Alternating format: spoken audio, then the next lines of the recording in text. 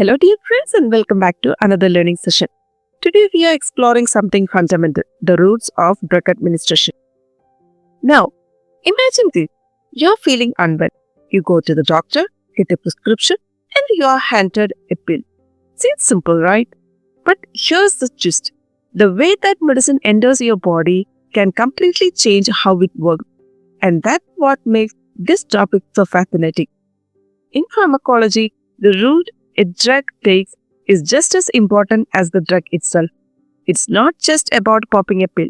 Sometimes we swallow a pill, other times it's a patch, an injection, or even a tablet placed under a tongue.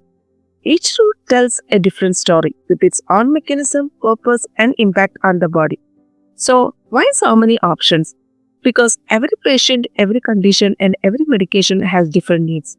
Sometimes we want the drug to work fast, like in a heart attack. Sometimes we need to stay longer in the system, like in chronic pain. And sometimes we need to deliver the drug to a very specific area, avoiding the rest of the body altogether. This is where the roots of drug administration come into play, shaping the drug's journey and its final effect. So, what exactly is a route of administration? It's simply the path by which a drug is taken into the body to exert its therapeutic effect. But this path is more than a physical route. It determines how quickly the drug acts, how well it's absorbed, and how much of it actually reaches the target site. Choosing the right route is not just a technical decision. It's a clinical strategy, one that balances speed, safety, patient comfort, and treatment goals. When we talk about drug delivery, we can broadly divide the routes into two groups, local routes and systemic routes. Local routes where the drug is delivered right where the action is needed, but systemic route where the drug enters the bloodstream and travels throughout the body. So let's talk about local routes first. Local routes are like sending medicine straight to the battlefield, whether it's an eye drop, a skin cream, a nasal spray, or a joint injection. The goal is simple. Target the problem area directly with minimal effect on the rest of the body. Think of a patient with a skin rash. Do they need the drug circulating through the entire system? Probably not. A topical cream works perfectly, effective, direct, and with fewer side effects. These routes are commonly used for skin disorders, eye infections, nasal congestion, ear problems, and even joint inflammation. They offer precise and focused action and often faster relief for localized conditions. But they're not without limits, and we'll get into those soon. So, in this session, we are going to walk through each route, explain how it works, highlight its advantages and disadvantages, and discuss when and why it's used in practice.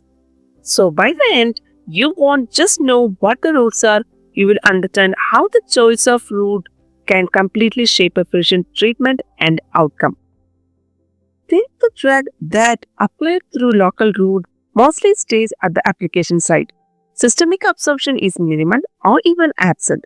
This means the rest of the body is spared from side effects or toxicity, and a high drug concentration is achieved exactly where it's needed. Now let's take a closer look at the types of local routes of drug administration.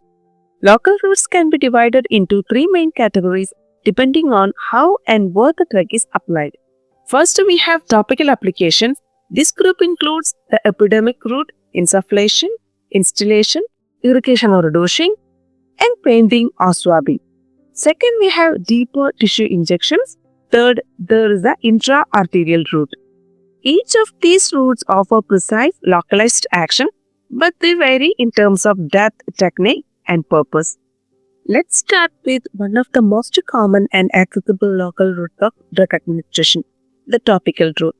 When we talk about topical medications, we are referring to drugs that are applied directly to the outer surface of the body, whether that's the skin, mucous membrane, or even the eye. From creams to patches, topical routes are often used for treating localized conditions like skin infections, joint pain, or eye irritation. But here's something fascinating. While topical routes are meant to act locally, they don't always stay local. Some medications are designed to absorb into the bloodstream through the skin and can even have systemic effects. A perfect example of this is glyceryl trinitrate, the medication commonly used to treat angina. When applied as a skin ointment or transdermal patch, it's absorbed into the bloodstream, offering relief from chest pain throughout the body. Now, let's see the mechanism of action. Topical medications work by local absorption into the skin or underlying tissues. This allows for direct treatment of the area while minimizing any systemic exposure. The medication penetrates the skin barrier, but how deep it goes depends on its formulation and the skin's characteristics. Now, within the topical category, we have several divisions, each with its own unique method of delivering the drug. Let's break them down. First one is epidermic routes. This is when a drug is applied directly to the outer layer of the skin, the epidermis. For example, topical creams, ointments, or gels used to treat skin conditions like eczema or psoriasis. These medications either work on the surface or are absorbed into the skin to treat the underlying problem. Next is insufflation. In this route, the drug is introduced as a powder, usually through the nose. For example, nasal decongestants or inhaled medications like nasal corticosteroids. The inhaled powder dissolves in the nasal passages, providing relief directly to the mucosal membranes and can have localized or even systemic effects. Next one is instillation. Here, the drug is dropped or dripped onto a mucous membrane such as the eyes, ears, or nose. For example, eye drops for treating conjunctivitis or ear drops for infections. The instilled liquid form of the drug is absorbed by the tissue in the affected area, providing relief where it's most needed. Now moving on to irrigation or douching. In this method, a liquid is used to flush out or cleanse a body cavity, commonly used in areas like gastrointestinal, vaginal, or urinary systems. For example, vaginal douches for infections or nasal irrigation with saline solution. The fluid not only helps to cleanse but also delivers the medication to the localized area, providing therapeutic effect. Next one is painting or swabbing. This involves painting the drug on the skin or swabbing it on with a cotton ball or brush. For example, antiseptic solutions applied to wounds or lesions. The medication is spread across the surface, offering localized treatment for conditions like infections or minor injuries. Now let's see what are the considerations for use. When using topical medications, there are a few things to keep in mind to ensure effectiveness and safety. First is skin integrity. Avoid applying topical drugs to broken skin or open wounds, as this can increase absorption and lead to systemic effects. Next is appropriate dosage. Be sure to follow proper application guidelines. Too much or too little can affect the outcome. Next is patient education. Make sure patients know how to apply the medication properly and are aware of any potential side effects. Final one is storage. Proper storage is key to maintaining the medication's effectiveness and preventing degradation. Now let's talk about deeper tissue injection. When the target site is deep within the body, topical medications just won't cut it. That's where injections come into play, allowing us to deliver drugs directly to the affected area. But unlike the surface level topical treatments, these injections are designed to stay focused at the site and limit systemic absorption. So, why did we choose this route? Well, there are a few key reasons.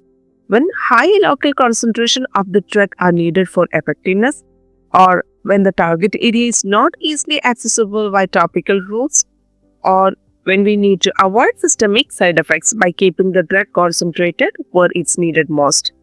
Now, let's see how this works. The process is simple but precise. A syringe and needle are used to inject the drug directly into the targeted tissue, whether that's a joint, nerve, or even a spinal canal. Once injected, the drug works locally, providing high concentration at the site of action with minimal systemic absorption. This allows the drug to act directly where it's needed without impacting the rest of the body. For slow release formulations, the drug is absorbed gradually over time, which can provide prolonged effect and reduce the need for frequent doses. Let's look at the different types of deeper tissue injection you might encounter. First one is intra-articular injections. These injections are directly injected into a joint space, which are used for conditions like osteoarthritis, rheumatoid arthritis, or joint inflammation. For example, drugs like hydrocortisone and methotrexate. The major advantage is that it delivers the drug directly to the inflamed joint, reducing swelling and pain while minimizing any systemic absorption. Next one is infiltration around the nerve, in which an anesthetic is injected around a specific nerve or group of nerves, mainly used for local or regional anesthesia, often during tender procedures or minor surgeries. For example, drugs like lidocaine, bupivacaine. And the major advantage is that it provides targeted pain relief without affecting the whole body.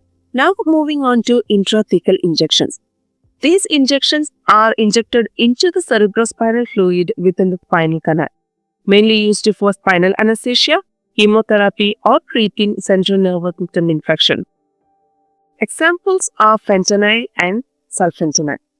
Advantage is that it allows the drug to bypass the blood-brain barrier, targeting the spinal cord or brain directly for focused pain relief or nervous system treatment. The last one is retrobulbar injection. These injections are injected behind the eyeball in the retrobulbar brain, mainly used for local anesthesia during eye surgeries or delivering corticosteroids for eye conditions. For example, hydrocortisone and local anesthetics. The major advantage is that it provides rapid and focused delivery to the eye with minimal systemic exposure. While deeper tissue injections are incredibly effective, there are a few key considerations to keep in mind. First is diagnosis accuracy. Make sure the condition truly requires deep tissue treatment. For instance, joint pain or nerve tissue are ideal candidates. Next is injection type and purpose. Select the right medication like steroids for inflammation or hyaluronic acid for joint lubrication. Next is patient history and patient health. Always review the patient health history for any contraindication such as infections, bleeding disorders, or immune conditions. Next is technique and expertise. This route of administration requires skill. Injections should be administered by trained professionals to avoid complications like nerve or vessel injury. Patients should be fully aware of the risks and benefits before undergoing the procedure. And the doctors should provide clear instructions on rest, activity limitations, and follow-up care after the injection. Now let's explore one of the more precise and powerful methods of drug delivery, the intra-arterial route. This technique takes drug delivery to the next level by directly injecting or infusing the medication into an artery rather than a vein. You might be wondering, why an artery? Well, arteries carry blood away from the heart to specific tissues and organs. So, when we inject a drug into an artery, we can target a particular organ or limb with high concentration, getting the drug exactly where it's needed most. So, this route is a game changer, especially when localized treatment is essential. This route allows drugs to concentrate in the targeted area, providing high doses directly when they are needed, while minimizing systemic exposure. Now, some of the key uses of these routes include angiography, with contrast media helping to visualize blood vessels, and cancer therapy, where anti-cancer drugs are infused into arteries like the femoral or brachial artery, targeting limb malignancy. Now moving to the mechanism of action. First, a catheter or needle is carefully inserted into a specific artery. Common arteries are used for access include femoral, brachial, or radial arteries depending on the target organ or tissue. Once access is secured, the drug is either injected as a bolus or administered through continuous infusion. The key here is that the drug follows the flow of arterial blood and is directed straight to the targeted tissue. The drug travels along the artery and is delivered precisely to the organ or tissue supplied by that artery.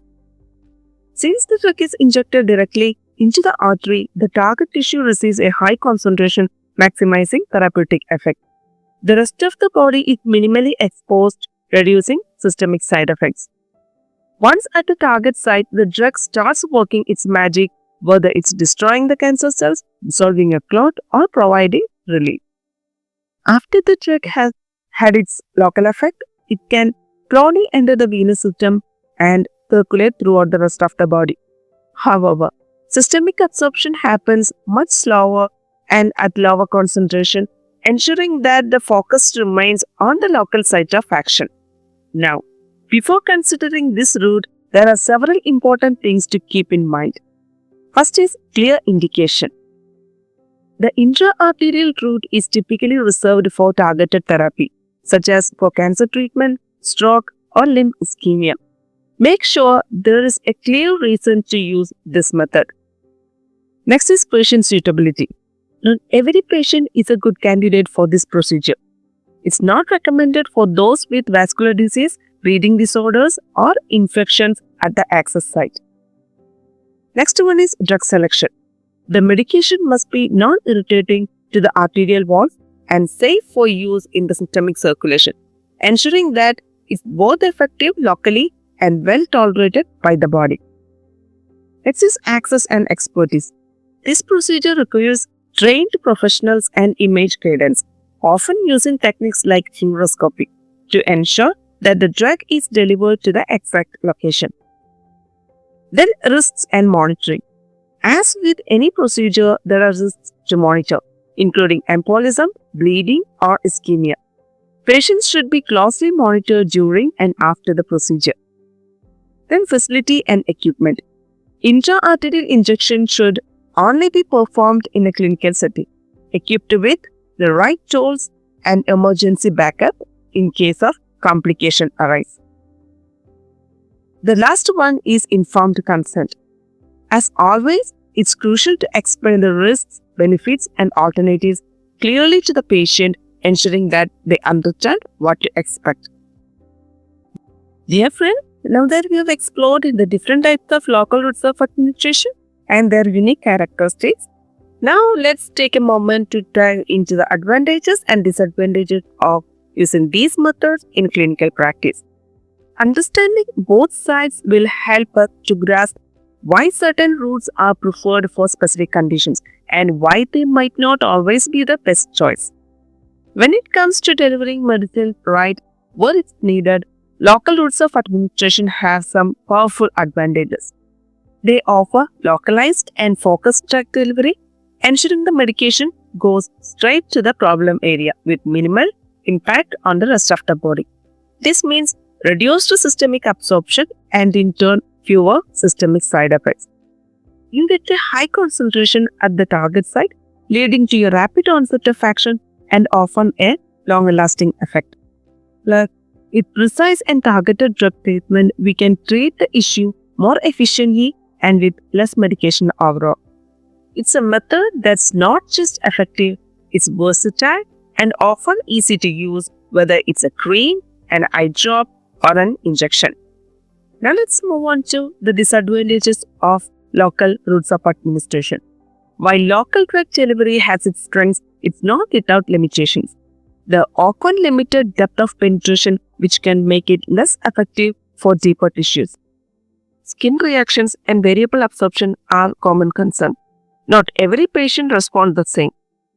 There are also the risks of contamination, infection, or tissue damage, especially with injections or poor technique. Some methods can cause pain, discomfort, and require trained expertise to administer safely. And while local routes can offer quick relief, it's often temporary. Some local routes may require frequent reapplication or dosing due to a shorter duration of therapeutic effect. With repeated use, the risk of side effects may increase. On top of that, Some local treatments can be costly, harder to access, and are limited to treating only certain conditions. Local delivery isn't always the best option, but in the right context, it still plays a vital role. So, dear friends, to wrap it up, local routes of drug administration are great when we need to treat a specific area. They work directly where needed and usually come with fewer side effects for the rest of the body. But like all treatments, they have some limits, like how deep they can reach or possible irritation. The key is choosing the right method for the right condition. Now, that we have explored local routes, what if we need the medicine to work all throughout the body? That's where systemic routes come in, and we'll dive into that in the next video. So, in part 2, we will discuss systemic routes, which are essential for treating conditions that affect the whole body. From oral medication to intravenous injections, we'll break it all down for you. So, stay tuned for more. Don't forget to like, share, and subscribe. Keep exploring, keep learning, and remember, in pharmacology, the root matters just as much as the remedy.